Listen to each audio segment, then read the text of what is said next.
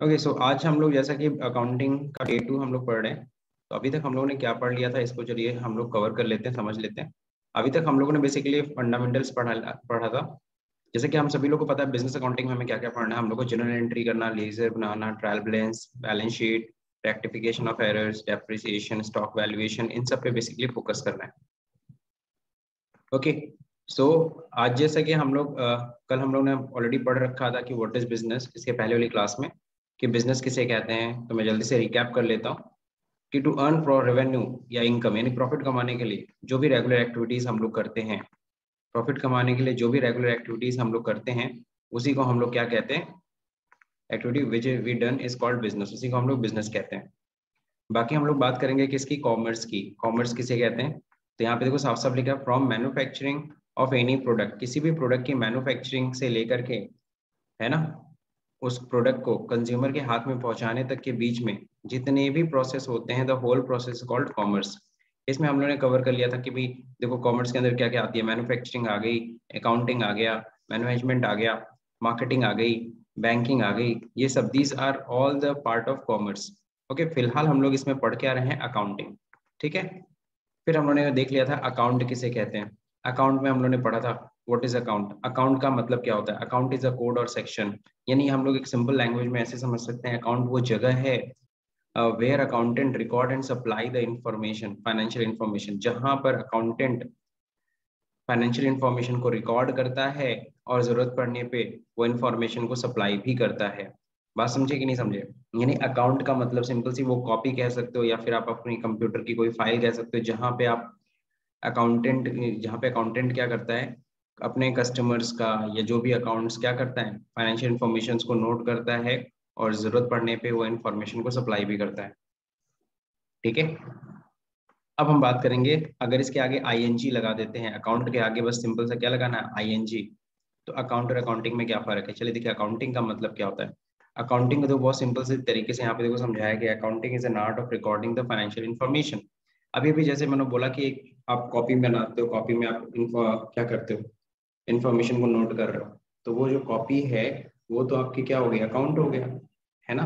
अब उस कॉपी में जो फाइनेंशियल इंफॉर्मेशन को लिख रहे हो, लिखने के तरीके को क्या कहते हैं, अकाउंटिंग कहते हैं, ठीक है। फिर अब चूंकि ये डेफिनेशन प्रॉपर है नहीं कि accounting is an art of recording of the financial information, इसलिए हम लोगों ने एक दूसरे की डेफिनेशन उठाई है, एआईसीपीए की डेफिनेशन। एआईसीपीए का फुल फॉर्म है American institute of certified public accountants. तो जैसे कि मैंने आप लोगों को बताया था, जो अकाउंटिंग की डेफिनेशन ऐसा नहीं है कि किसी एक ने नहीं दिया है। जो जिन लोगों ने भी अकाउंटिंग किया उन लोगों ने अपने अपने जो अकाउंटेंट्स थे उन्होंने अपनी अपनी राय दिया कि मेरे हिसाब से अकाउंटिंग ये होती है, मेरे हिसाब से अकाउंटिंग ये होती है। फिर क्या हुआ, सभी के अकाउंटिंग के डेफिनेशंस में किसी ने बोला कि आपके डेफिनेशन में ये कमी है, आपके डेफिनेशन में ये कमी। फिर फाइनली क्या हुआ, इन सभी के डेफिनेशंस को एक मर्ज करके एक कॉमन डेफिनेशन बनाई गई। तो ये कॉमन डेफिनेशन भी कई लोगों ने बनाई, लेकिन American institute of certified public accountants की डेफिनेशन को मैक्सिमम लोगों ने सही माना, इसीलिए हम लोग इसकी डेफिनेशंस को स्टडी कर रहे हैं। सो यहाँ पे देखो दे रखा है, इन्होंने क्या बोला है, एआईसीपीए ने, एआईसीपीए ने बोला है कि accounting is an art. Accounting को इन्होंने क्या बोला है, आर्ट बोला है। Accounting is an art of identifying, measuring, recording, classifying, summarising, analysing, interpreting and communicating all the business transaction in a significant manner. तो देखो यही डेफिनेशन हम लोग स्टडी कर रहे थे, तो लास्ट क्लास में ये डेफिनेशन कंप्लीट नहीं हुई थी, तो आज हम लोग इस डेफिनेशन को कंप्लीट करने वाले हैं इस क्लास में। तो अब सबसे पहले लाइन तो यही है, अकाउंटिंग इज एन आर्ट। अब सवाल उठता है कि क्यों कहा गया है अकाउंटिंग इज एन आर्ट, तो मैंने आपको इसका मतलब भी समझाया था। आर्ट क्यों कहा गया, क्योंकि देखो आर्ट जो होती है ना वो रियलिस्टिक चीजों में की भी बनाई जाती है। अगर आप कला बना रहे हो ना, किसी चीज को देख के भी एग्जैक्ट बना सकते हो, और फिक्टिशियस कोई काल्पनिक चीजें भी अपने दिमाग में सोच करके भी बना सकते हो। तो आर्ट में दोनों के लिए जगह है, रियलिस्टिक चीजों के लिए भी और फिक्टिशियस यानी काल्पनिक चीजों के लिए भी जगह है। जबकि अगर हम बात करें साइंस की, यहीं पे अगर हम साइंस की डेफिनेशन की बात करें, तो साइंस में क्या होता है ना, यही चीज गड़बड़ हो जाती है। साइंस में सिर्फ और सिर्फ रियलिस्टिक चीजों को ही, सिर्फ उन्हीं चीजों को जगह दी गई है जो चीज प्रूव्ड है ना। अगर कोई काल्पनिक चीजों के लिए साइंस में कोई जगह नहीं है। अब सवाल उठता है सर फिर अकाउंटिंग को आर्ट क्यों कहा गया, क्योंकि देखो अकाउंटिंग में हम रियल चीजों को तो शो करते ही करते हैं, कई चीजें हम काल्पनिक चीजें भी दिखाते हैं। सवाल उठता है सर ऐसा कैसे कह रहे हैं आप, कौन सी ऐसी काल्पनिक चीज हम लोग अकाउंटिंग में दिखाते हैं। जैसे एक सबसे अच्छा एग्जांपल है डेप्रिसिएशन का। आपके पास, आप सभी लोग के पास बाइक होगी, तो बाइक आप देखते हो कि हर साल उसकी वैल्यू धीरे धीरे क्या होती जाती है, कम होती जाती है। बाइक की वैल्यू कम होती जाती है, उसका इंश्योरेंस प्रीमियम भी इसीलिए घटता है। तो डेप्रिसिएशन क्यों आखिर में उसकी वैल्यू कम हो रही है, क्योंकि उस पर डेप्रिसिएशन लग रहा है, ठीक है ना। हर साल उसकी वैल्यू क्या होती जा रही है, कम होती जा रही है। कोई भी मशीन हो गया, फर्नीचर्स हो गए आपके घर में जो है, उनकी वैल्यू जैसे जैसे हम यूज करते जाते हैं उसकी वैल्यू कम होती जाती है। पता है डेप्रिसिएशन किसके अकॉर्डिंग लगता है? जैसे कि फॉर एग्जांपल मैंने आपको समझाया भी था कि एक मान लो मशीन है 1 लाख की मैंने खरीदी है और उसकी यूजफुल लाइफ मान लो 5 साल है। तो हम लोग क्या करते हैं, मशीन की कॉस्ट को उसकी यूजफुल लाइफ से भाग दे देते हैं, डिवाइड कर देते हैं। तो देखो 1 लाख को अगर 5 से डिवाइड किया तो कितना है, 20,000। यानी हर साल इसकी वैल्यू कितनी कम हो रही है, 20,000। अब ये जो 5 साल की यूजफुल लाइफ है ना, ये यूजफुल लाइफ सिर्फ और सिर्फ एक एस्टिमेशन है, एक कल्पना है। रियल में ऐसा कुछ नहीं है कि रियल में वो 5 ही साल चलेगी। हो सकता है वो 5 साल से ज्यादा चले जाए, हो सकता है वो 5 साल से कम चल जाए। यानी कि हम लोग जो डेप्रिसिएशन दिखाते हैं ना, वो एक कल्पना मात्र है। मतलब वो कहीं ना कहीं काफी हद तक क्या एस्टिमेटेड है, अनुमान के ऊपर डिपेंड है ना। यानी कि रियल चीजों को भी हम दिखा रहे हैं और काल्पनिक चीजों को भी दिखा रहे हैं। इसीलिए हमने अकाउंटिंग को इन्होंने क्या बोला, अकाउंटिंग को इन्होंने आर्ट बोला। ठीक, तो समझ में आ गया। तो पहली लाइन तो हमें ये समझना था, अकाउंटिंग इज एन आर्ट, क्यों आर्ट बोला गया। अब accounting is an art of identifying होता है। आइडेंटिफाइंग क्या होता है, चलिए इसको समझते हैं। तो आइडेंटिफाइंग का मतलब होता है कि पहचानना। अब पहचानेंगे कैसे कि लेन देन हो रहा है, तो कम से कम minimum 2 party involve in a transaction. कोई भी ट्रांजेक्शन हो, कोई भी लेन देन हो रहा है, लेन देन के लिए कम से कम 2 लोग तो चाहिए चाहिए। तो एटलीस्ट 2 पार्टी, अगर वहां पे 2 पार्टी अगर खड़ी है तो there is a possibility of transaction. अगर सामने 2 पार्टी खड़ी है, 2 पार्टीज हैं, तो दैट मीन्स वहां हो सकता है कि लेन देन हो रहा हो। अब आइडेंटिफाइंग के बाद फिर क्या होता है, फिर कहा था क्या, accounting is an art, art of identifying, measuring, recording, classifying. तो ये पूरी लाइन को हम लोग समझेंगे। मेजरिंग का मतलब क्या होता है, मेजर कैसे करेंगे। अब 2 लोग खड़े हैं, 2 पार्टीज हैं, ठीक है, उन दोनों के बीच में लेन देन हो रहा है, बट उस लेन देन में, ठीक है ना, वो जो लेन देन कर रहे हैं किस चीज का कर रहे हैं, ठीक है ना। तो वहां पे ये चीज बहुत इंपॉर्टेंट हो जाता है कि मेजरमेंट हम किस टर्म में करेंगे, इन टर्म्स ऑफ मनी या मनी वर्थ। यानी कि वो 2 पार्टी जो है उनके बीच में जो लेन देन हो रहा है उसमें मनी या मनी वर्थ कोई ना कोई चीज इन्वॉल्व होना चाहिए। अगर मनी या मनी वर्थ कोई चीज इन्वॉल्व नहीं है, दैट मीन्स हम उसके फिर रिकॉर्डिंग नहीं करने वाले हैं। बिकॉज हम लोग ने पढ़ा था कि accounting is a language of money. Accounting किस चीज का लैंग्वेज है, accounting is a language of money. अगर मनी ही नहीं है या मनी वर्थ कोई चीज ही नहीं है, 2 लोग के बीच में लेन देन हो रहा है, एक ने एक को थप्पड़ मारा, दूसरे ने रपट उल्टा कर दिया, तो ऐसे केस में क्या है, वो थप्पड़ का जो लेन देन है वो मनी वर्थ नहीं है। बात समझे कि नहीं समझे। तो वहां पे there is not a transaction, वहां पे हम रिकॉर्डिंग के लिए नहीं जाएंगे। बात समझे ना। तो यहाँ पे ध्यान रहे, आइडेंटिफाई कैसे करते हैं, कम से कम 2 पार्टी हो और उन दोनों के बीच में जो भी लेन देन हो रहा है उसमें कोई ना कोई मनी या मनी वर्थ कोई ना कोई चीज इन्वॉल्व होनी चाहिए। ठीक, अब बात करते हैं क्या, अगर दोनों लोग के बीच में जो लेन देन और उसमें मनी या मनी वर्थ कोई ना कोई चीज इन्वॉल्व है, देन हम आगे बढ़ते हैं, देन हम रिकॉर्डिंग करेंगे। और रिकॉर्डिंग पता है, जो लेन देन हम रिकॉर्ड करेंगे, जिस कॉपी पे यूज करेंगे, कोई भी कॉपी हो सकती है, एक सिंपल सी जैसे मेरे पास पड़ी हुई है, इस तरह की भी एक कॉपी हो सकती है। इस तरह की कॉपी में मैं उसे रिकॉर्ड कर रहा हूँ लेन देन को। तो ये जो कॉपी पे मैं रिकॉर्ड कर रहा हूँ ना, this copy is known as journal. इसको हम लोग क्या कहते हैं, जर्नल कहते हैं, ठीक है। या फिर हम लोग क्या कहते हैं, डे बुक कहते हैं, जहाँ पे हम डेली के ट्रांजेक्शन्स को, डेली के लेन देनों को क्या कर रहे हैं, नोट कर रहे हैं। क्लियर है, बात समझ में आ रही है। ठीक है, तो देख लो यहाँ पे सबसे पहले तो आइडेंटिफाई करेंगे, कम से कम 2 पार्टी होनी चाहिए। मेजरिंग, उसमें जो भी लेन देन हो रहा है उन लोग के बीच में मनी या मनी वर्थ कोई ना कोई चीज इन्वॉल्व होनी चाहिए। फिर रिकॉर्डिंग करेंगे, रिकॉर्डिंग जिस कॉपी में करते हैं उसको जर्नल या डे बुक कहते हैं। देन रिकॉर्डिंग के बाद देखो क्लासीफाइंग करते हैं। अब क्लासीफाइंग करना क्यों जरूरी है, अब क्लासीफाइंग का पहले मतलब समझो। वैसे तो क्लासीफाइंग का मतलब होता है हिंदी में वर्गीकरण। तो क्लासीफाइंग में सबको अलग अलग करो। कैसे अलग अलग करो, या देखो, अब मान लो जैसे मैंने एक एग्जांपल कल दिया था, आज फिर से दे रहा हूँ, कि सपोज करो आप सभी लोग एक ही कॉलोनी में रहते हो, ठीक है ना। मान लो अब क्या है, मेरी दुकान है, वहीं पे राशन की दुकान है, आप लोग मेरे यहाँ आते हो डिफरेंट डिफरेंट डेज पे, और आप लोग क्या करते हो, उधार खरीदते हो, बीच बीच में कुछ पैसे भी देते रहते हो।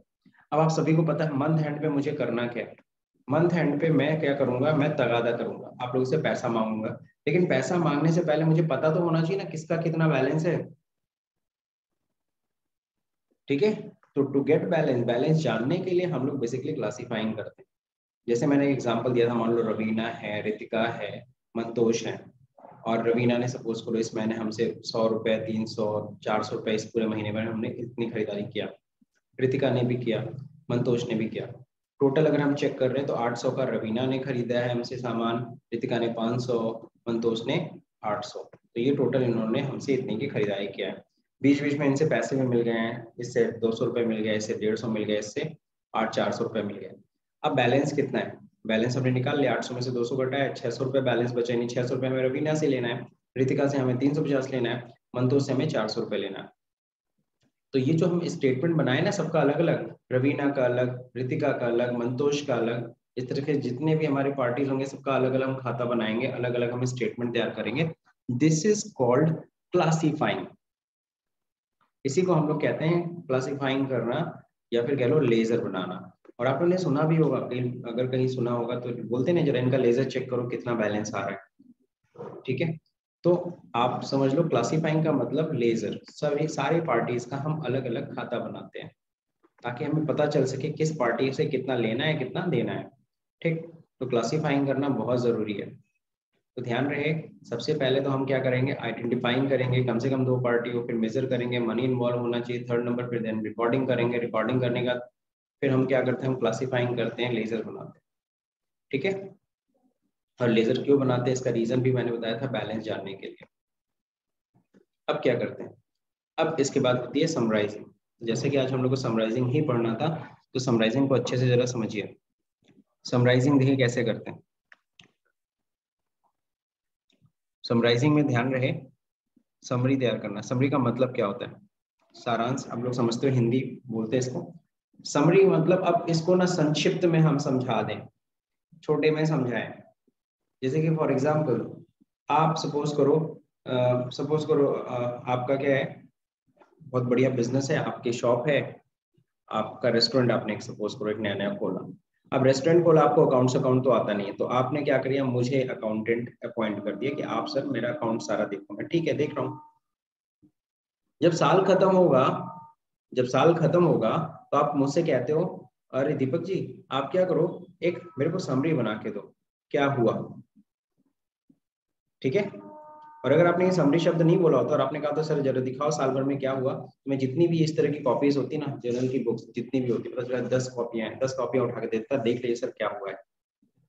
फिर आप कहते हो सर मुझे ये सब आता नहीं है, डेबिट क्रेडिट क्या किया मुझे समझ नहीं आ रहा है। आप कहते हो सर सिंपल सा एक एक सिंगल पेज पे मेरे को बताओ पूरे साल भर क्या हुआ।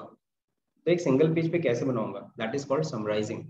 इसी को हम लोग समराइजिंग कहते हैं, यानी कि पूरे साल भर के बिजनेस के ट्रांजेक्शन्स को, पूरे लेन देन को, है ना, उससे क्या हुआ, क्या नफा क्या नुकसान हुआ, ये सारी चीजें हम लोग एक सिंगल पेज पे बना के आपको देते हैं। दिस इज कॉल्ड समराइजिंग, ठीक है।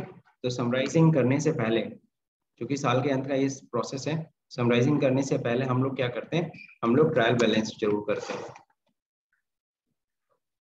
सर ये ट्रायल बैलेंस क्या होता है, ट्रायल बैलेंस क्यों कर रहे हैं। ट्रायल बैलेंस जैसे कि आप सभी को पता भी, ऊपर हमने क्लासीफाइंग किया था, सबका अलग अलग बैलेंस चेक किया था। तो जोड़ने घटाने में मैनुअल केस में जोड़ने घटाने में भी गलती हो सकती है। तो गलतियों को पकड़ने के लिए हम पहले ट्रायल करते हैं, इन बैलेंसेस को ट्रायल मतलब चेक करना। पहले देख लेना हर लेजर का बैलेंस सही हो, वरना पता चला अगर रवीना का बैलेंस गड़बड़ हो और उस गड़बड़ बैलेंस से हम समरी बना देंगे तो गड़बड़ हो जाएगा। तो इसलिए जरूरी है कि पहले सारे बैलेंसेस को चेक किया जाए, ट्रायल बैलेंस। अब ट्रायल बैलेंस करने के बाद बेसिकली हम बनाते हैं फाइनल अकाउंट, ओके, जिसको आज फाइनेंशियल स्टेटमेंट भी बोलते हैं। अब यहाँ पे देखो फाइनल अकाउंट में क्या क्या चीजें बनेंगी, तो ध्यान रहे फाइनल अकाउंट में बेसिकली 2 चीजें बनती हैं, ठीक है। पहली चीज बनती है trading and profit and loss account, trading and profit and loss account. तो ये पहला तो अकाउंट हमारा ये बनना है, ठीक है। तो trading and profit and loss account पहले बनाते हैं हम लोग, ओके। फिर दूसरा क्या स्टेटमेंट बनता है, दूसरा स्टेटमेंट बनता है balance sheet.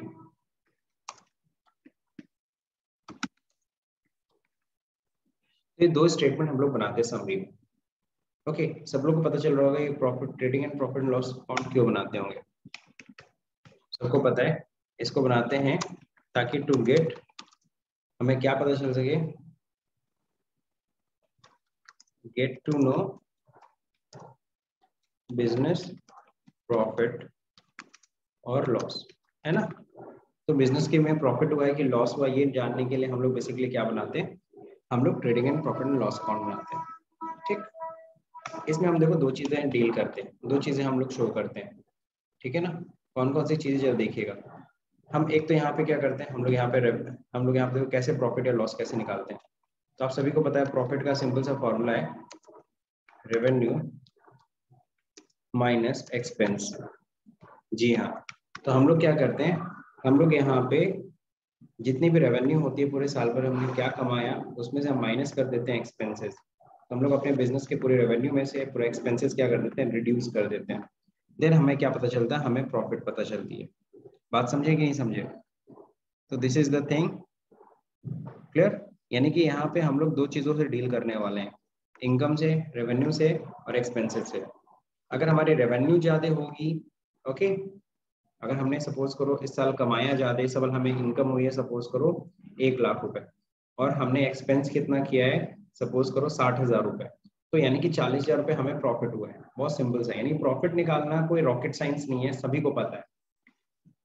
Okay, revenue minus expense, ठीक है ना। कई लोग रेवेन्यू को इनकम भी समझते हैं, तो आप इनकम माइनस एक्सपेंस समझ लो, ठीक है। हालांकि रेवेन्यू इनकम में फर्क होता है जो हम लोग बाद में पढ़ेंगे।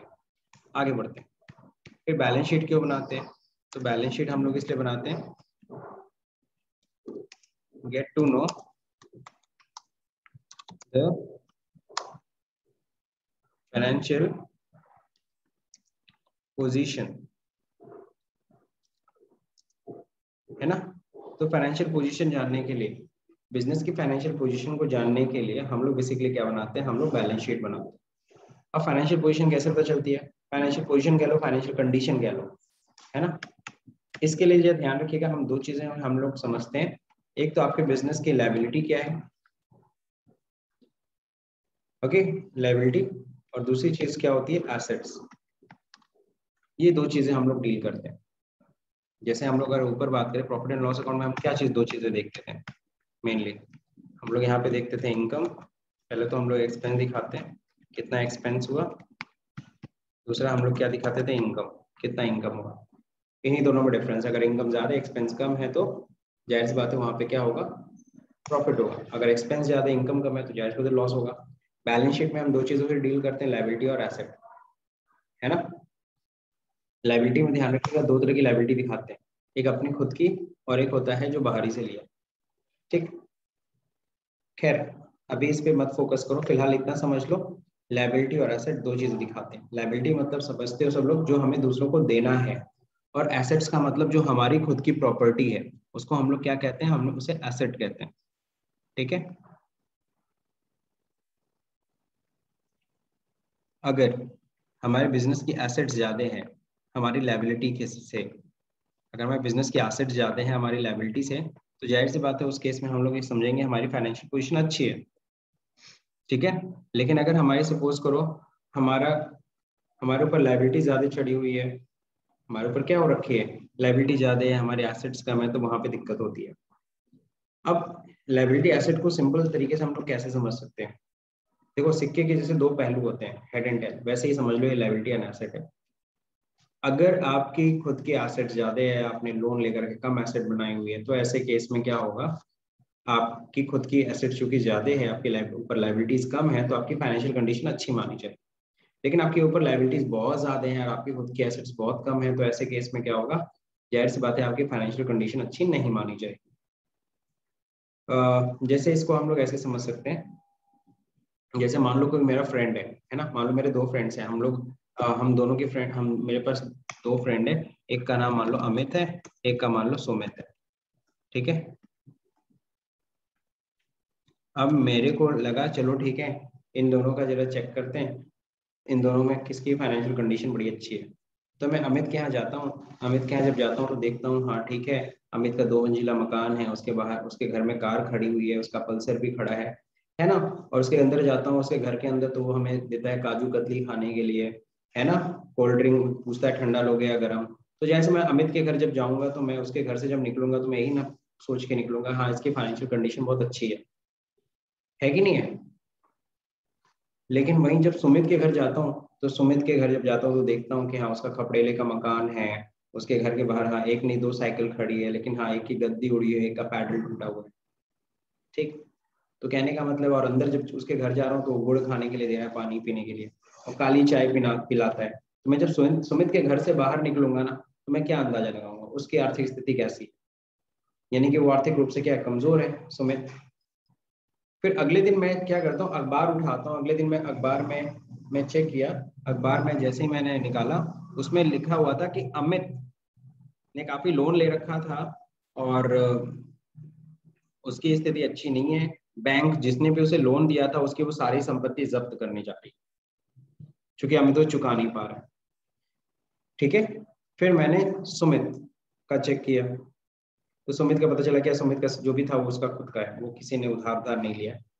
तो यानी कि पहले अगर कंडीशन अगर देख रहे थे कि अमित के घर गए थे तो उसकी कंडीशन अच्छी लग रही थी, इसकी कंडीशन कमजोर लग रही थी, लेकिन जैसे हमने देखा कि ये सब पूरा लोन पे था, अब किसकी कंडीशन अच्छी होगी, अब सुमित की कंडीशन अच्छी होगी, अमित की कंडीशन खराब होगी। दैट मीन्स हम सिर्फ और सिर्फ किसी की प्रॉपर्टी देख करके, किसी की संपत्ति देख करके उसके आर्थिक स्थिति का अंदाजा नहीं लगा सकते। इसके लिए जरूरी है कि हम उसके एसेट के साथ साथ उसकी लायबिलिटीज को भी कंपेयर करें, तभी हम उस बिजनेसमैन की फाइनेंशियल कंडीशन का सही अंदाजा लगा सकते हैं। बात समझ में आ गई कि नहीं आ गई इस छोटी सी स्टोरी से? आ गई सर। चलिए ठीक है। तो यानी कि सिर्फ एसेट नहीं देखना, हम उसकी लायबिलिटीज भी देखनी है। तो बिल्कुल। तो देखिए यहाँ पे हम लोग ट्रायल बैलेंस और फाइनल अकाउंट, फाइनल अकाउंट में दो चीजें होती है, trading and profit and loss account and balance sheet हम बनाते हैं ताकि हम फाइनेंशियल पोजीशन चेक कर सकें। तो ये हम समरी बना देते हैं। अब कई लोग कहते हैं सर बैलेंस शीट बन गया, सर काम खत्म, अकाउंटिंग खत्म। ऐसा कुछ नहीं है सर, अकाउंटिंग खत्म नहीं है, अभी भी कई प्रोसेसेस है जो आपको करने हैं। तो कई लोग से मैं पूछता हूँ कि अकाउंटिंग शुरू कहाँ होती है, खत्म कहाँ, तो कहते हैं जर्नल से शुरू होती है, बैलेंस शीट पे खत्म होती है। जबकि जर्नल से भी नहीं शुरू हुआ है। आप अगर ध्यान से देख रहे हो ना, आप देख रहे हो आइडेंटिफाइंग से शुरू हुआ है, मेजरिंग से रिकॉर्डिंग, अब जाके जर्नल होता है। तो अगर आप ध्यान से देखो, फिर से देख डेफिनेशन को, accounting is an art of identifying हमने सीखा, मेजरिंग सीखा, रिकॉर्डिंग सीखा, क्लासिफाइंग, समराइजिंग एंड एनालाइजिंग है इसके बाद। यानी कि समराइजिंग के बाद फिर क्या होता है, फिर एनालाइजिंग होता है। ओके, एनालाइजिंग में सर क्या करते हैं, what we do in analysing? Analysing में बेसिकली हम लोग करते हैं क्या, कंपेयर, है ना? कंपेयर समझते हैं ना, कंपैरिजन समझ लो, कंपैरिजन करने वाले हम लोग। एनालिसिस कैसे तुम करते हो, तुम्हारा रिजल्ट पिछले साल से अच्छा था, तो पिछले साल के रिजल्ट को इस साल के रिजल्ट से कंपेयर करोगे ना। तो जिस तरीके से आप अपना एनालिसिस करते हो कि हम पहले से अच्छा हो रहा है मेरा परफॉर्मेंस, के पहले से मेरा परफॉर्मेंस खराब हो रहा है, वैसे ही हर एक बिजनेसमैन भी देखना चाहता है कि हमारी प्रॉफिट पिछले साल से बेहतर हुई है, पिछले साल से हमारी कंडीशन बेहतर हुई है कि गड़बड़ हुई है। तो वो भी एनालाइज करता है, वो भी पिछले साल की इंफॉर्मेशन को, पिछले साल के balance sheet profit and loss को इस साल के प्रॉफिट एंड लॉस से कंपेयर करता है।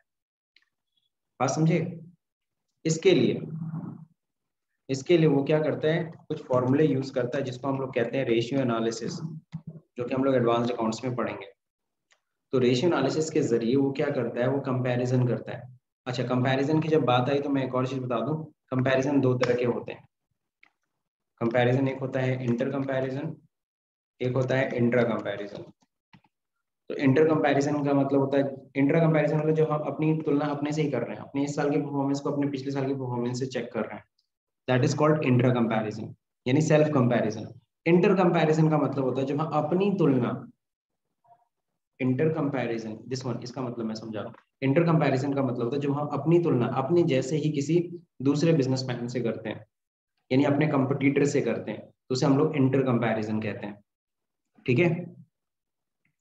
तो inter comparison and inter comparison तो बिल्कुल ये करते हैं ताकि हमें अपनी स्थिति, अपनी पोजीशन के बारे में सही पता चले कि हम कैसा कर रहे हैं, हम बढ़िया कर रहे हैं, खराब कर रहे हैं। अगर जाहिर सी बात है कोई चीज हमारा गलत हो रहा है तो हम उसके लिए सही एक्शन लें। जितने जल्दी हमें प्रॉब्लम पता चलेगी हम उतने जल्दी उसको सही करेंगे। तो रेशियो एनालिसिस एक टूल होता है जिसके जरिए हम अपने बिजनेस को एनालाइज करते हैं। और क्यों एनालाइज करते हैं, अपनी वीक और स्ट्रॉन्ग पॉइंट को जानने के लिए। To get weak and strong point of business. अगर आपको अपने वीक और स्ट्रॉन्ग पॉइंट को अगर पता चल जाएगा तो आप जाहिर सी बात है आप स्ट्रॉन्ग को तो स्ट्रॉन्ग ही रखोगे, लेकिन वीक को भी स्ट्रॉन्ग बनाने की कोशिश करोगे। तो अपने बिजनेस के वीक और स्ट्रॉन्ग पॉइंट जानने के लिए हम लोग एनालाइजिंग करते हैं। तो इस तरह से आप ये कह सकते हो, ठीक है। तो एनालाइजिंग के बाद फिर क्या होता है? एनालाइजिंग के बाद फिर देख रहे हो आप लोग, एनालाइजिंग के बाद होता है interpreting. Now what is interpreting? तो इंटरप्रेटिंग का मतलब जरा समझते हैं हम लोग।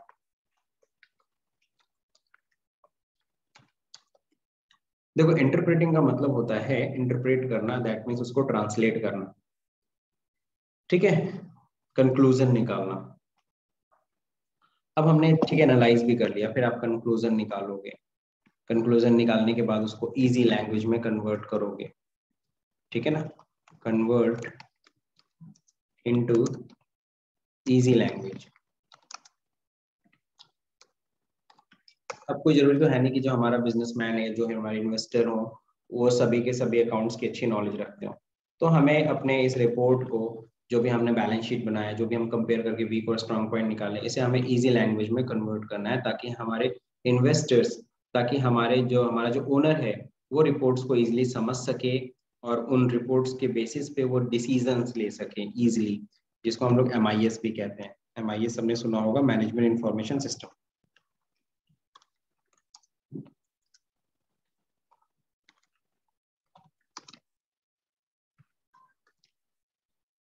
ठीक है। तो हम लोग यहाँ पे क्या कर रहे हैं, कन्वर्ट कर रहे हैं रिपोर्ट्स को इजी लैंग्वेज में, ताकि मैनेजमेंट को एक तो हम क्विक इंफॉर्मेशन दे सकें और उन क्विक इंफॉर्मेशन के बेसिस पे वो क्विकली डिसीजन ले सकें, दैट इज द थिंग, ठीक। तो ये हो गया इंटरप्रेटिंग। इंटरप्रेट करने के बाद लास्ट होता है क्या, कम्युनिकेटिंग। कम्युनिकेटिंग का मतलब होता है, अब देखो रिपोर्ट रेडी हो चुकी है, अब रिपोर्ट जब रेडी हो गई है, इन्फॉर्मेशन में MIS हमने तैयार कर लिया, बस ये काम करना है कि भाई हमें उसे मैनेजमेंट को कम्युनिकेट कर देना। मैनेजमेंट मतलब यूजर्स, यू कैन से, हम यूजर्स को कम्युनिकेट कर देते हैं, ओके। यूजर्स कौन हो सकता है? मैनेजमेंट हो सकता है, ओके। यूजर कौन हो सकता है भाई? हमारी कंपनी का मैनेजमेंट तो जानना चाहेगा ना, क्या रिपोर्ट रहा, क्या प्रॉफिट रहा, क्या लॉस रहा, कौन सा वीक जोन रहा हमारा, है ना। मैनेजमेंट के अलावा हमारे जो इन्वेस्टर, जो हमारी कंपनी में पैसे लगा रखे हैं, वो भी जानना चाहते होंगे, ठीक है ना। इन्वेस्टर जिसको हम लोग कहते हैं, फाइनेंसर जो हमें फाइनेंस कर रखे हैं, वो भी जानना चाहते होंगे। तो ये सब भी हमारी इन्फॉर्मेशन, इवन तो हमारे कस्टमर भी जानना चाहते हैं हमारी कंपनी इन्फॉर्मेशन। तो इस तरीके से कह सकते हो हम यूजर्स को ये सारी इन्फॉर्मेशन फाइनली कम्युनिकेट करते हैं। तो कम्युनिकेटिंग जैसे ही किया, यहाँ पे हमारा अकाउंटिंग ओवर। तो एक तरीके से कह सकते हो कि अकाउंटिंग कहाँ से स्टार्ट होती है, तो आइडेंटिफाइंग से शुरू होती है और खत्म कहाँ होती है, कम्युनिकेशन पे, कम्युनिकेटिंग पे। तो देखो यहाँ पे दे रखा है, accounting is an art of identifying measuring. अब देखो क्लियर हो गया ना, accounting is an art, art हमें बोलना है, accounting is an art of identifying, measuring, recording, classifying, summarising, analysing, interpreting and communicating, ठीक है ना, and communicating of all the business transaction in a significant manner. और ये सब देखो एक सिग्निफिकेंट मैनर में हो रहा है, एक सीरीज में चल रहा है, इसको बिगाड़ना मत, ठीक है। ऊपर नीचे मत बोलिएगा, डेफिनेशन होना गलत हो जाती है। तो ये हमारा प्रोसेस है। अब सवाल उठता है सर, एक सबसे बड़ा क्वेश्चन है, कई लोग बोलते हैं sir what is bookkeeping, what is bookkeeping. तो बुक कीपिंग समझना है तो याद है मैंने डेफिनेशन बताई थी, primary stage of accounting is known as bookkeeping. The primary stage of accounting is known as bookkeeping. मैं उसको इस चार्ट से बनाता हूँ, ये जो चार्ट है ना, इसी पे मैंने इसको तो पूरा समरी कर दिया है अकाउंटिंग प्रोसेस को। Step 1 identifying minimum 2 party, step 2 measuring, measurement in money, preparation of document, ठीक है। फिर इसके बाद स्टेप 3 में क्या होता है, रिकॉर्डिंग ऑफ ट्रांजेक्शन, जिसको हम लोग जर्नल कहते हैं। फिर क्लासीफाइंग होता है, पोस्टिंग टू द लेजर। फिर समरी तैयार करना, ट्रायल बैलेंस, फाइनल अकाउंट। फिर इंटरप्रेटिंग करना, convert report into easy language. और लास्ट में कम्युनिकेटिंग इंफॉर्मेशन यूजर तक पहुंचाना, ठीक है। तो ये हम लोगों ने पढ़ लिया था। तो अब देखो है क्या एग्जैक्टली बुक कीपिंग किसे कहते हैं। तो जो शुरू के जो स्टेप है ना, द प्राइमरी स्टेज, यानी आइडेंटिफाइंग, मेजरिंग, रिकॉर्डिंग, क्लासिफाइंग, इस प्रोसेस को हम लोग कहते हैं बुक कीपिंग। और बुक कीपिंग एग्जैक्टली होती क्या, डेली होती है। डेली हम लोग ट्रांजेक्शन होंगे, डेली हम लोग जर्नल की एंट्री करेंगे। तो जो डेली बेसिस पे जो हम लोग काम करते हैं ना, उसी को हम लोग बुक कीपिंग है। और आप सभी को पता है ये summarising, analysing, interpreting and communicating, ये तो हम लोग को क्या करना होता है, समरी स्टार्ट होती है कब से, साल के अंत। ये सब साल के अंत में करते हैं। लेकिन एवरीडे हमें क्या करना है, एवरीडे हमें ट्रांजेक्शंस को जर्नल रिकॉर्ड करना है, लेजेस बनाने, ये सब हमें डेली बेसिस पे काम होता है, ओके। तो बुक कीपिंग इसी को कहते हैं। क्लियर है? तो बुक कीपिंग, तो आपसे पूछा जाएगा व्हाट इज बुक कीपिंग, तो आप सिंपली बोलने वाले हो the primary stage of accounting is known as bookkeeping. ठीक है ना? अब इसमें कौन कौन से स्टेप्स आ जाते हैं? आइडेंटिफाइंग आ जाता है सर, मेजरिंग आ जाता है सर, रिकॉर्डिंग आ जाता है सर, क्लासिफाइंग आ जाता है। और कोई अगर सिंपली बोले कि यार जर्नल एंट्री लेजर किस ये बुक कीपिंग का पार्ट है कि नहीं है, तो बिल्कुल आपको बोलना जी हाँ, जर्नल एंट्री करना, लेजर बनाना, जो डेली बेसिस पे हम काम करते हैं, these are cover under the bookkeeping. Clear? तो आज हम लोग ने बुक कीपिंग क्लियर कर ली, हम लोग ने अकाउंटिंग क्लियर कर लिया। अब यूजर्स के बारे में था, यूजर्स कितने तरह के होते हैं? यूजर्स दो तरह के होते हैं, एक इंटरनल यूजर, जैसे याद है कम्युनिकेटिंग हम लोग करते थे इन्फॉर्मेशन को, तो यूजर्स को करते थे, एक इंटरनल यूजर होता है, एक एक्सटर्नल यूजर होता है। इंटरनल यूजर्स में देख लो, यहाँ पे मैनेजमेंट ग्रुप आता है जो कंपनी के लिए प्लान बनाता है, डिसीजन लेता है, जैसे proprietor, director, manager, officers. External user भी होते हैं जो बाहरी होते हैं लेकिन फिर भी हमारी कंपनी की इंफॉर्मेशन देखना चाहते हैं, जैसे फाइनेंसिंग ग्रुप, जो लेंडर है, उधार देने वाले, इन्वेस्टर हैं, फाइनेंसर हैं, है ना, इंडायरेक्टली वो पैसा लगा रहे हैं, तो इन लोग भी जानना चाहते हैं हमारी कंपनी इन्फॉर्मेशन। पब्लिक ग्रुप में गवर्नमेंट एजेंसी, क्योंकि उसे टैक्स लेना है हमसे, तो वही हमारा प्रॉफिट लॉस देखना चाहता है। कस्टमर है, एम्प्लॉय है, लेबर है, एम्प्लॉय को क्यों चाहिए? क्योंकि ताकि वो यहाँ टिके कि अगली कोई नई कंपनी ज्वाइन करे। लेबर को बोनस चाहिए, तो इसलिए वो जानना चाहता है प्रॉफिट हुआ कि लॉस। ठीक है ना? तो ये होते हैं इंटरनल एंड एक्सटर्नल यूजर्स। तो मेरे ख्याल से आज के लिए इतना काफी है, आज का टॉपिक हम लोगों ने काफी अच्छे से समझा। ओके, नेक्स्ट डे हम लोग कवर करेंगे ये सब जो टर्म्स है, इंपॉर्टेंट बिजनेस टर्म्स के बारे में। तो आज की वीडियो अगर आप लोगों को समझ में आया हो तो इसे लाइक करिए, शेयर करिए, और हाँ, सब्सक्राइब का बटन दबाना भूल जाइए। Thank you for watching this video. Thank you sir.